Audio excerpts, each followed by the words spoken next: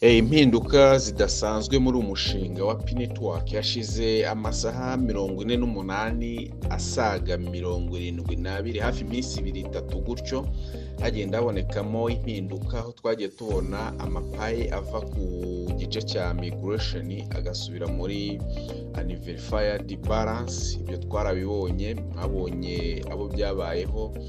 Hanyuma umunsi w'ejo mwatangiye kubona payi ziri mu gice cya transferable ziteguye kuba migrated, nabwo zisubira kuri unverified balance cyangwa zisubira mu gice cy'inyuma cyangwa systeme izisubiza inyuma. Ibyo mwarabibonye ati bamwe ntabwo Dr Nicolas ashaka ko mukomeza gukoresha amapayi mu buryo butemewe, ntabwo Dr Nicolas ngashaka ko mukomeza mufata amapayi yanyu ngo muyohereza ku ma exchanger. Ibyo byose ni ukubeshya, mu by'ukuri nge nkunda kuza ndi kubabwira ukuri ndetse ko mutamushaka no kukumva, ari niyo mpamvu usaba muri no gutukana.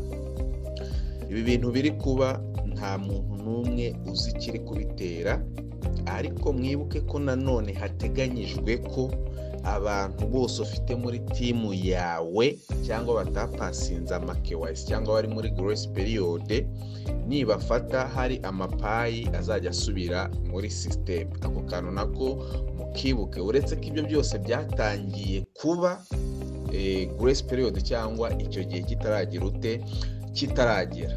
Gatatu, muri kubona abantu bari kumayininga muri iyi minsi guhera n'ejo ndetse n'uyu munsi, ukabona bamuhereje muri screen, bamuhereje wallet ati confirm wallet yawe uhabwe migration. Nkunda kubabwira umunsi ku munsi mujye mucekinga ama account yanyu, iriya wallet nuza kuyikonfirm utayizeye, ari niyo mpamvu nimba arafashijwe n'umuntu nabyo ndaje mbigarukeho, payi zawe uraza kuzihomba zose, ziraza kwigira ahandi. Nimba ari yawe ukayikonfirma ziraza kujya hano kuri Mbarusha Mining TV. Dukora mining zigiye zitandukanye, yaba P-Network, yaba Sidra, yaba mining ya Ruby, yaba mining ya CPN, yaba mining ya Delta. Mining zo ni nyinshi, ntabwo nazirondora ngo zivemo, ariko umunsi ku munsi uko binshoboke cyangwa ko twabonye umwanya tuzatugenda dukoraho ibiganiro. Hanyuma ndashishikariza cyangwa umuntu wese uri burebe iyi video kumubwira ko agomba gukora mining ya Ruby Network. Referral code yayo cyangwa link yayo ndashyira muri comment z'iyi video, hanyuma uyifungure. Si ngombwa no guca muri link, ujye muri Play Store uyiteresharije cyangwa uyidownloadinge. Numara kuyidownloadinga uyifungure ukande kuri register, wuzuzemo imyirondoro, hanyuma nibaza kugusaba invitation code cyangwa referral code uze gukoresha referral code yitwa Nyirambarusha. Aba ariyo uza gukoresha, cyangwa ukoreshe Nkundimana, cyane zose ni izanjye. Ukoreshe Nyirambarusha niyo ngufiya ishobora kuza kugira ute kukorohera. Hanyuma twikomereze n'ikiganiro cyacu. Njya nkunda kubabwira umunsi ku munsi, nimba warafashijwe n'umuntu muri uyu mushinga wa P-Network cyangwa mu zindi mining muri rusange, ariko uyu munsi tuje kuvuga kuri P-Network, ukaba ukiri muri tentative KYC utarahabwa migration, mu by'ukuri navuga ngo uracyafite amahirwe yo gukontrola cyangwa kugenzura account yawe 100%. Ngira ngo muzindutse mubona abantu bari guhabwa migration bakabasaba gukonfirma iriya wallet yabo kugira payi zimuke zijye kwiriya wallet. Ibyo mwatangiye kubibona ku bantu bamwe na bamwe, ariyo mpamvu ushobora kuba warafashijwe n'umuntu agashyiramo wallet yiwe utabizi.